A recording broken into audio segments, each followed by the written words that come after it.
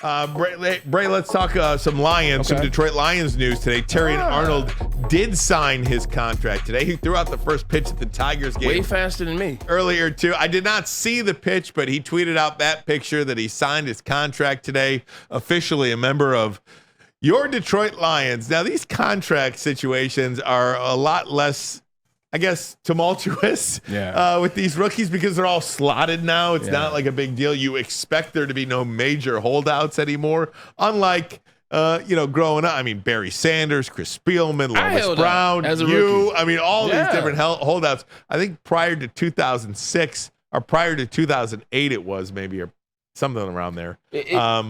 But yeah, I mean, you don't see any holdouts anymore. Two things. One, he didn't have any footage of that pitch. That means it wasn't a good pitch. Because trust me, we're athletes. If you do anything good in the sports world, no matter what sport you play, you're going to talk about it. You're going to post it. So I guarantee the pitch wasn't that much. But you're right. The NFL did a good job of finally slotting the picks, slotting the pay, slotting the contracts. Because before, you leave it up to the player to negotiate with his agent. His agent's negotiating on his behalf. Now the agent is trying to do more to negotiate himself a little bit more money, and then the player gives blame for it. I came out in 2005, and I didn't get back into camp until the day before we played the first preseason game against the Giants. I think they were trying to do something like make me sign a marketing part of the contract, which means their sponsors got first chance to sign me in for anything. So no matter what that sponsor would sign me for, I would have to take that deal because they were sponsors of the Cleveland Browns. Well, my marketing agent saw fit. He said, no, you can't lock him into a deal if he can get more money. Neither here nor there. Now you slot him, you get it out the way early. You get guys locked into the program. You get guys that are going to be there all summer. Then you get guys that are there already when they start training camp and they're ready to go. I didn't get in until late. Didn't end up starting until game 3 of my NFL career. Who knows what could have happened if it was a little bit more on track. So I like this for players. Now you make it on the organization. Like, it's not about the player. You tell him what this contract is. Get that sign. Let's rock and roll. And it does feel like Terrion Arnold, if you read between the tea leaves, he has one of these cornerback starting positions locked up. Yeah. It feels like that. And, you've got Carlton Davis 1. And Amik Robertson. He'd be 3. Ennis Rakestraw. Emmanuel Mosley. Yeah. I mean, Injured, the list goes on and on, but it does feel like if you had to pick 2 to start training camp as the 2 starters, it's Carlton Davis and Terrion Arnold. Yeah, 100%. And I like the fact that you actually have some DBs. You're not having safeties trying to pose as DBs. And I'm talking about Brian Branch. He's a special individual. You heard what Coach O'Neill said about him yesterday in terms of where they're going to play him and how they're going to play him. But you got Carlton Davis II, who's a DB. You have Amik Robinson, who's a DB. Terrion Arnold is a DB. And Ennis Rakestraw, there's a reason why Terrion Arnold keeps bringing him into every conversation. Terry Foster sat in that very chair and said that yesterday. There's a reason why he's bringing him every conversation. There's a reason why he's getting interviewed a lot. They love what Ennis Rakestraw can do, and I think eventually you'll see them be 1 and 2 for this team. I love Carlton Davis as a potential player for the Lions, but they're setting up for the future, and the future is going to end up being those 2 individuals. And, when you think about that, I mean, just we talk about all of these different units that may have been, or not may have been, that were weaknesses last year that are now strengths. And not only strengths because they're better than they were a year ago, but there's some real skilled players back there. These aren't just guys that were better than the guys that were here last year. These are guys that are studs, or at least we believe they are studs. And that can make all the difference in determining whether or not you do have a legitimate shot at making it to a Super Bowl next year. Good thing is competition, right? We heard Dan Campbell talk about that last week. The competition in that room, whether you're talking about DBs or whether you're talking about safeties, they're going to push each other to a certain limit. And I love when you have players that come from, having success. Carlton Davis had success with Tampa. You saw what he was able to do towards the end of the run last year with Tampa. You saw what he did in the playoffs. I mean, the Lions had to see what he had last year. And you look at Terrion Arnold, he comes from Alabama. Brian Branch comes from Alabama. So that excitement, those juices get to flowing. I wish I had a chance to play defense in the NFL, because I fell in love with defense my senior year in high school. And then you just love watching the energy. It's something about defense. Those guys connect on a different level. Those guys really get each other motivated. So you watch some secondaries, hype. I told you, It was nothing like being on that Seattle team in 2012 and really watching LOB form and really watching what they were. You look at a young secondary, and I'm not saying that, but they're a young secondary with a lot of talent that has an ability to get together at the right time. So the sky is the limit for this team, but competition breeds bringing out the best in your abilities. Pete, what's this Lions audio I'm about to hear? No. Okay, don't do. Yeah, bad link. Okay, bad link. Okay, good. Bad link, so we won't do that. I appreciate that. Yep. Telling me ahead of that. No, I just found out. Yeah. Got it. Yep. Very good. Bad link. I did want to ask you, too, about Amon-Ra St. Brown. He is going to be featured in this new Netflix documentary. It's called Receiver. They dropped their first trailer today. Mm-hmm. Do we have that? We do not have the trailer. Okay, very good. Some things never change. Get it together, Pete. Okay. The computer crashed. Okay, got it. But nonetheless, I'm very excited to see a little bit of a behind the scenes. You know, Netflix does these things so well. We saw with quarterback it actually made me like Kirk Cousins a little bit, which I never thought was possible. But I'm really curious to see. They've got Devontae Adams, Amon-Ra St. Brown, George Kittle, Deebo Samuel, and Justin Jefferson. Those are the 5 receivers that are followed around for this initial version of Receiver.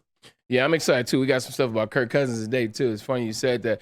But Netflix just gets it right. You know, whether it's Untold, whether it's Uncharted, whether it's QBs, Netflix, the people that work with Netflix when they do these document series, they just do it well. I'm super excited to see it too. I might be biased because I'm a football player, but football players just have a different personality. They have a different thing when you do a document series on them and when you follow them around. They give you a different energy. They give you a lot. So I'm excited to see what these players have. Quarterbacks was well done, but I'm excited that Amon-Ra St. Brown keeps to further the narrative of Detroit. They have stars here in Detroit. Like, this is a football town. This is a team with a great team. This is a city with a great team. You got some great personalities. And Amon-Ra, as you've seen with his podcast, with Equiminius, is a great personality, and he's also a great person on and off the field. I can't wait to see. This is how you start to build. You know, that's how you talk about teams. That's how the 49ers get talked about. How often do you see CMC? How often do you see Deebo Samuel somewhere? How often did you see, Porno Jimmy when he was the starting quarterback? Now Brock Purdy. The teams that are the teams, they really get their athletes out there. I'm tired of looking at Micah Parsons on his podcast and Dak Prescott and insert players. So it's good to see Detroit get the notoriety start to go with the team that they are now. Football is just king. Like, when you watch that, because we talked about the NHL docuseries that's coming out on Prime. It's 11 players. I love hockey. I didn't get excited. They didn't show me a reel that had me like, I got to watch all 11 of these players. I'm really dialed in to see who they choose. And the NFL, they give you so much access to the players, the sidelines. They're mic'd up. You see the players interact with other players. Like, so it's going to be dope. 49ers got 2 players on there. Yeah, it's crazy. I was thinking to myself as I was watching this too, like, would I want a camera to follow me all over? Like, I looked at Amon-Ra. There's clearly a video of his family at dinner, in a private room at dinner. Do you want a camera following you in on those things? And then I think to myself, what that actually does for the player, the amount of personal relationship that I think you gain with your audience if you are looking for a personal connection to your fan base, to your audience. I think I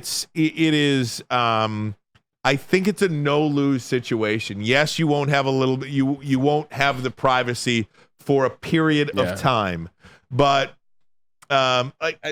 take Justin Jefferson, for instance. How many times did we hear, maybe not you, but we hear, and every radio station around the country do a topic on Justin Jefferson is clearly pretending to be injured because this is a contract year. He's got a who was the quarterback's name that threw? Nick Mullins. Nick Mullins. Yeah. He's got a crappy quarterback. Cousins is out. He's faking an injury. He wants to get paid. Yeah. And then you see him in this little tiny trailer clip.